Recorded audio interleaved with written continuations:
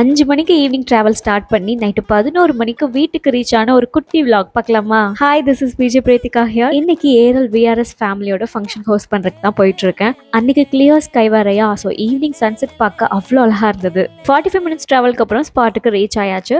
தன்வி இந்த மேடமோட first birthday celebration தான் இன்னைக்கு. ஸோ வீட்லயே ஃப்ரெண்ட்ஸை நல்லா யூஸ் பண்ணி செம்ம லக்ஸரியா எல்லாமே அரேஞ்ச் பண்ணியிருந்தாங்க. ஒன்லி க்ளோஸ் ஃபேமிலி சர்க்கிள்னால எனக்கு ஷோ பண்றதுக்கு ரொம்ப ஈஸியா இருந்துச்சு. பிகாஸ் நம்ம யாரையுமே கலாய்க்க வேண்டாம், அவங்களே மாற்றி மாற்றி கலாய்ச்சிப்பாங்க.